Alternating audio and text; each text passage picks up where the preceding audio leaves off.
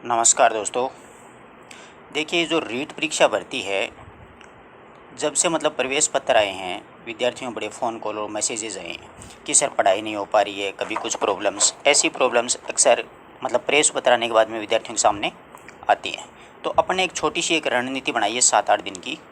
अब तो अपने पास 6 दिन बचे हैं, उनमें देखिए बिल्कुल एक तो आपको मतलब धैर्य बना के रखना होगा। क्या बनाना होगा अपन को? एक धैर्य और संयम से काम लेना होगा। एक्चुअल में क्या होता है कि जो विद्यार्थी होते हैं उनके मतलब ब्लड प्रेशर हो जाता है, बहुत ज़्यादा मतलब बीपी हाई हो जाता है। तो ध्यान रखिएगा, ऐसी स्थिति नहीं करनी है अपन को कि अपने सामने ऐसे मतलब अपना स्वास्थ्य खराब हो जाए, जिसकी वजह से अपन पेपर अच्छा नहीं कर पाएँ। अच्छी तैयारी की है कम से कम 1.5 साल से अपन ने। इसलिए हर समय में अपन को क्या करना है, बिल्कुल आराम से रहना है और जो अपन ने पढ़ा है उसको नॉर्मल वे में दोहराव करना है। ऐसे बुरी तरह नहीं करना है कि ये नहीं आता, ये नहीं आता, ये नहीं। बिल्कुल नॉर्मल नॉर्मल आप पढ़ते जाओ।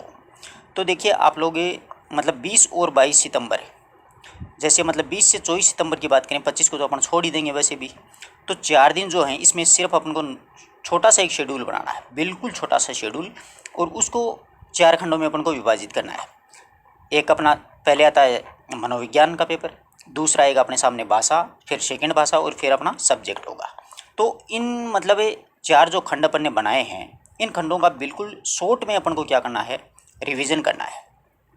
कठिन बिंदु हैं उनका अपन को सबसे पहले इनका चयन करना है, जो कि अपन को हार्ड लगते हैं, पढ़ने का अपना मन नहीं करता, उनका एक बार रिवीजन कर लेना है।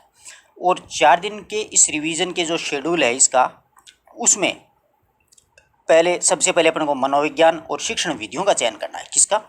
मनोविज्ञान और शिक्षण विधियां अपन को पढ़नी है, क्योंकि साइको है वो मतलब समझ के करनी है, रट के नहीं करनी है। क्योंकि साइको है उसमें एक्चुअल में क्या होगा कि मतलब लैंग्वेज चेंज कर देगा, अगला भाषा को बदल देगा। ठीक है।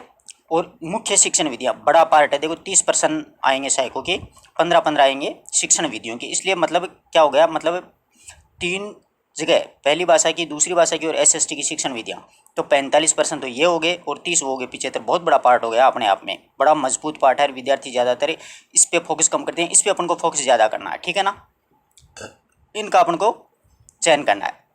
ध्यान रखना कि ये रिवीजन उसी सामग्री से करें जो कि आपने अब तक पढ़ा है। ये नहीं है कि आप नई किताब ले आए, मार्केट में देख लिया कि यार ये नई बुक आई है, ये नई पुस्तक में पता नहीं क्या अच्छा पढ़ने को मिल जाएगा। ऐसा नहीं करना। अपन को सिर्फ और सिर्फ क्या करना, जो पढ़ा हुआ है उसी का रिवीजन करना है। नई बुक्स वगैरह, यूट्यूब वीडियोज़ वगैरह वो बिल्कुल भी नहीं देखने अपन को, और उसमें ज़्यादा दिमाग नहीं लगाना है। कोई मतलब नहीं है, कन्फ्यूज़ हो जाओगी। ठीक है। तो जो पढ़ा हुआ है ना, उसी को अपन को रिवीजन करना है। और उसी शेड्यूल बनाते समय इस बात का भी अपन को ध्यान रखना है कि केवल अपने पास में 4 दिन है ना। 4 दिनों में अपन को बिंदु सेलेक्ट करने हैं कि अपन को कौन कौन सी बिंदु करने हैं। ठीक है। जो हार्ड है उनको वरीयता देनी है, और अगर समय बचता है तो सरल वालों का भी एक बार रिवीजन कर लेंगे, पढ़ने में कोई दिक्कतें नहीं होगी। ठीक है। फिर इसमें क्या होगा, अपने सामने इस समय इतनी मजबूत तैयारी हो कि आपको ऐसा लगे कि ये महसूस होना लग जाए कि वास्तव में मुझे जो टॉपिक्स है वो बिल्कुल क्लियर है। इस प्रकार की अपन की क्या होनी चाहिए, बिल्कुल अच्छे से तैयारी होनी चाहिए।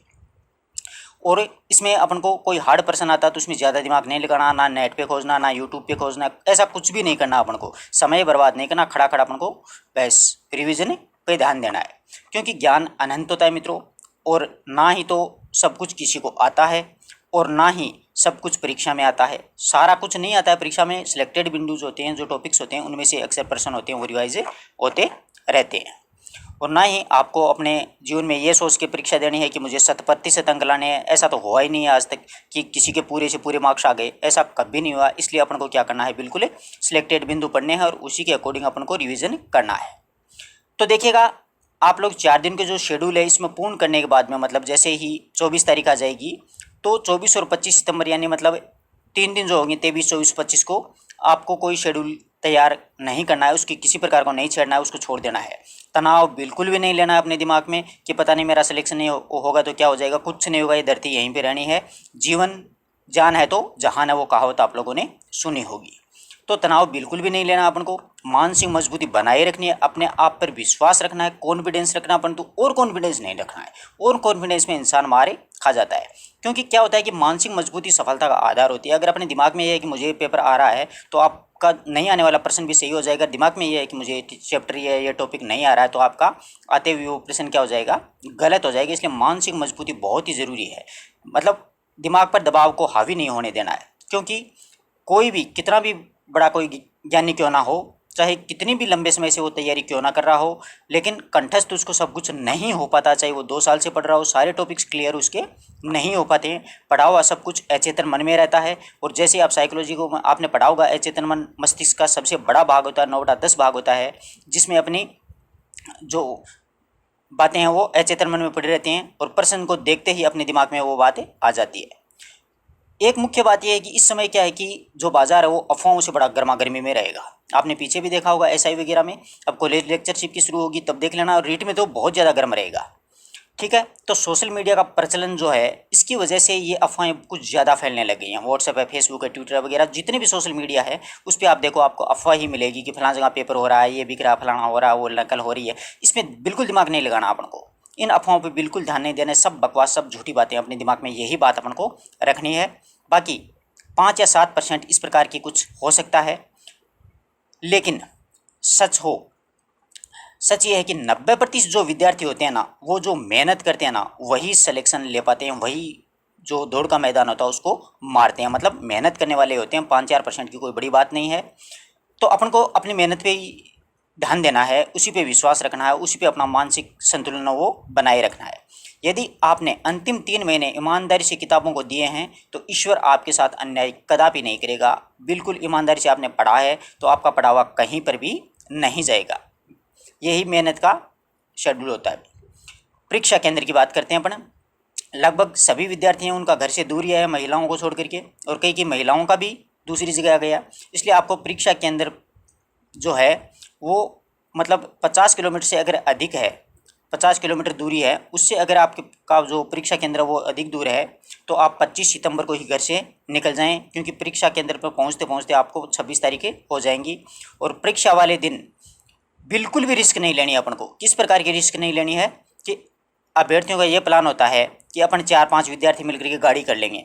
भैया बहुत ऐसे समाचार पत्रों में पढ़ने को मिलते हैं कि विद्यार्थी या परीक्षार्थी परीक्षा देने के लिए गए और वहाँ पर कार एक्सीडेंट में 5 विद्यार्थियों की दर्दनाक मौत हो गई। सुनने में बहुत बुरा लगता है मित्रों।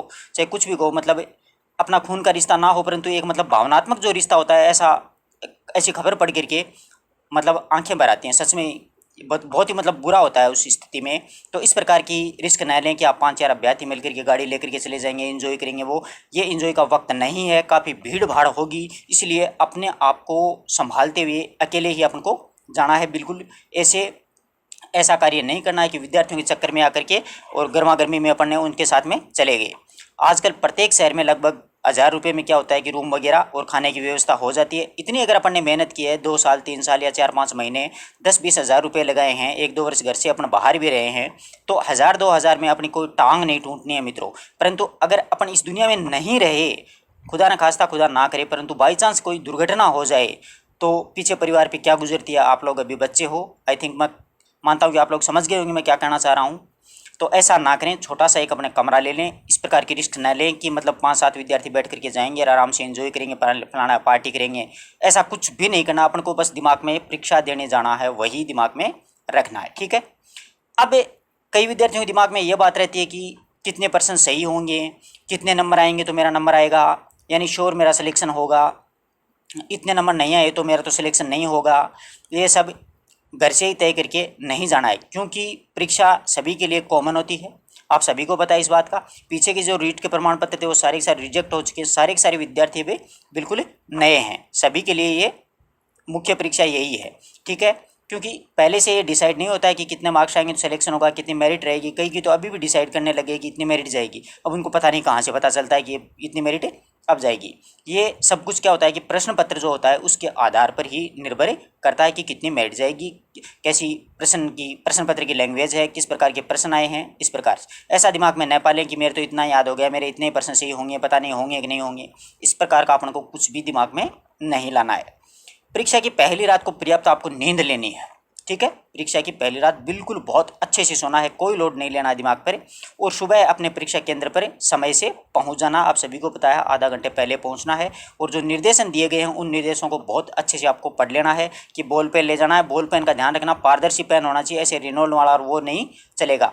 एक साथ में आपको आधार कार्ड या आपका जो भी परिचय पत्र है, वोटर ID वगैरह है, उसकी कॉपी भी ले जानी है, और 2 प्रवेश पत्र भी आपको ले जाने हैं, ठीक है। उनकी कॉपी ले जानी है, उसमें कोई दिक्कत नहीं है। सबसे पहले उस पर लिखे हुए जो मतलब प्रश्न पत्र अपने को मिलेगा, परीक्षा हॉल की बात कर रहा हूं मैं, तो प्रश्न पत्र पर लिखे हुए निर्देश जरूर पढ़ना। कोई भी विद्यार्थी है वो इन निर्देशों में ध्यान ही नहीं देता, सीधा अपना रोल नंबर वगैरह भर देता है और प्रश्न करने लग जाता है, परंतु निर्देश पढ़ने बहुत जरूरी है। ध्यान से हर एक निर्देश को पढ़ना है।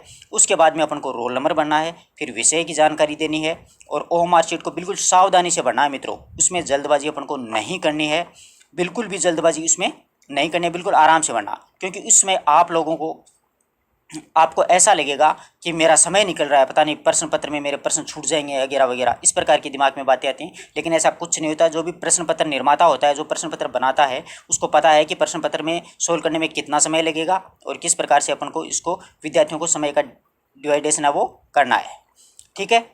पेपर के अनुसार ही समय विभाजन किया जाता है। उसके बाद अपन को सर्वप्रथम सरल जो प्रश्न होते हैं प्रश्न पत्र में उनको हल करना है। सबसे पहले आप हार्ड टॉपिक को चूज न करें। अगर आपकी पकड़, मान लो मैं उदाहरण के तौर पर बताऊं, आपकी पकड़ हिंदी लैंग्वेज पे है, फर्स्ट लैंग्वेज पे, तो आपको सबसे पहले हिंदी वाले प्रश्न पत्र ही हल करना, उनके प्रश्नों को हल करना है प्रश्न पत्र में। फिर बाद में आपको अगर लगता है कि साइको मेरी अच्छी है तो साइको की करनी है, फिर उसके बाद में आपको लगता है जीके करना, जीके, उसके बाद में सेकेंड लैंग्वेज। इस प्रकार से सरल से कठिन की ओर चलना। अगर शुरू में ही आप हार्ड सब्जेक्ट में या कठिन सब्जेक्ट में फंस गए तो आपका दिमाग वहीं पे क्या हो जाएगा, आपके वापस ब्लड प्रेशर BP हाई हो जाएगी और आपको लगेगा मुझे तो कुछ भी नहीं आ रहा है, पता नहीं मेरे साथ क्या होगा। इस प्रकार की बातें, बहुत सी बातें दिमाग में आती हैं और अपना अपना संयम होते हैं वो परीक्षा हॉल में खो देते हैं। बिल्कुल आराम से अपन को प्रश्न पत्र को पढ़ना है, सरल वे में प्रश्न सबसे पहले करने हैं और OMR शीट को साथ साथ भरते जाना, क्योंकि इसमें टाइम बहुत ही कम दिया। RPSC में टाइम अधिक दिया जाता है और रीट में टाइम कम दिया जाता है, ठीक है।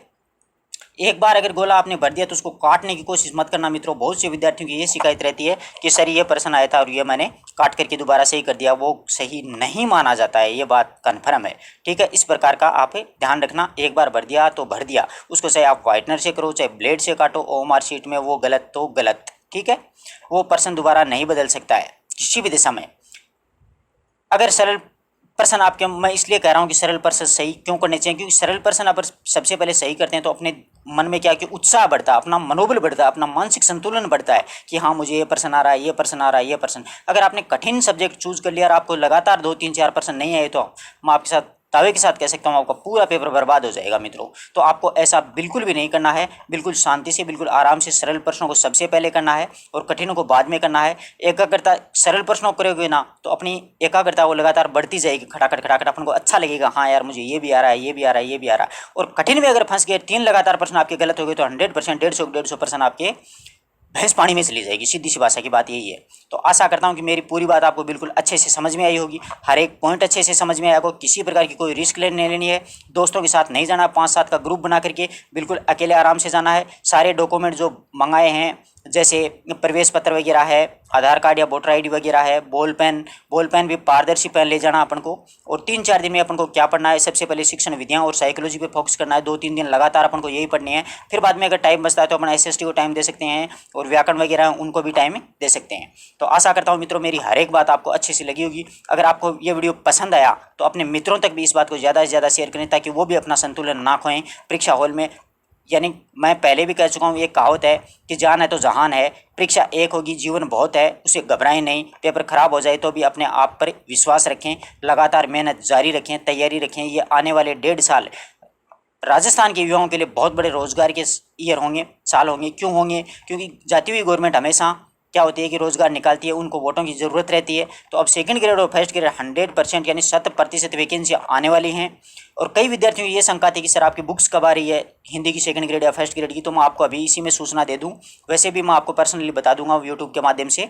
हमें वो बुक छपानी दे दी है। जैसे आप रीट खत्म करके आओगे, रीट की एग्ज़ाम दे करके आओगे तो आपको तुरंत ही वो पुस्तक उपलब्ध हो जाएगी और आप अपनी तैयारी में लगातार जुटे रहें। और मेरी भगवान से यही दुआ है, यही आशीर्वाद है, यही कामना है कि आपका पेपर ज़्यादा से ज़्यादा बढ़िया से बढ़िया हो और आप उत्साह के साथ में पेपर दे करके आएँ। ठीक है दोस्तों, मिलते हैं एक नई वीडियो नए टॉपिक के साथ। रीट एग्ज़ाम देने के बाद में आपके पेपर के साथ में आंसर की के साथ में मिलेंगे। तब तक के लिए धन्यवाद। भगवान आपका पेपर बहुत ही अच्छा करवाए। धन्यवाद दोस्तों।